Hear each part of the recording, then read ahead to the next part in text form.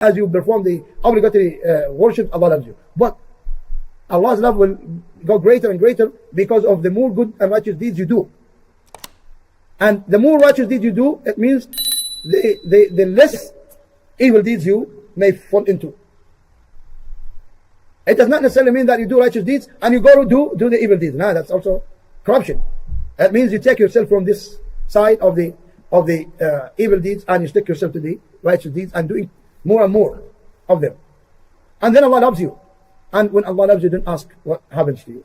First, as He subhanahu wa ta'ala said, فَكُنْتُ سَمْعَهُ الَّذِي يَسْمَعُ بِهِ, I'll be His hearing that He hears with. You know what does that mean? That means that Allah will protect you, protect your hearing. Your ears start hating, hearing, lying, backbiting, slandering, mocking, insultation. Your ear doesn't like them. Automatically like that, you feel, and more than that, the false testimonies and the shirk, and you will feel your ear. And look, Ibn Umar radiallahu ta'ala anhuma, we all know who Abdullah ibn Umar was. He was a great, great worshipper of Allah. He did the obligatory worships, he did the optional worships, and he even he did what is even not from the worships, as long as Rasulullah used to do them. To limits that, Rasulullah one day on his camel, and his camel turned in a certain place, he used to go to that place with his camel and make it turn. Yeah, although this is not, but I mean to say, to that limit, Abdullah ibn Umar was doing all the obligatory worships and the optional worships. He doesn't leave nothing that Rasulullah said or did except he does.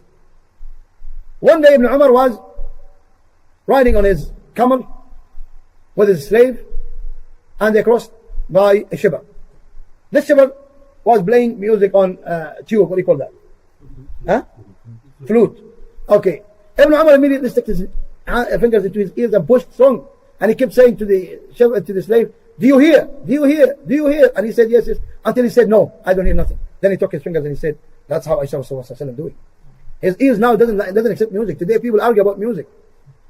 They pray, they fast, and they still argue about music. Who said music haram? To that limit, So, it is once you do all these worships, the obligatory worships and the optional worships, based on sincerity and awareness of the Sunnah of Rasulullah, how he did them, and you do these worships according to the Sunnah of Rasulullah, then you would now attain the love of Allah. And you are in the stage of walaya. You can be considered wali of Allah.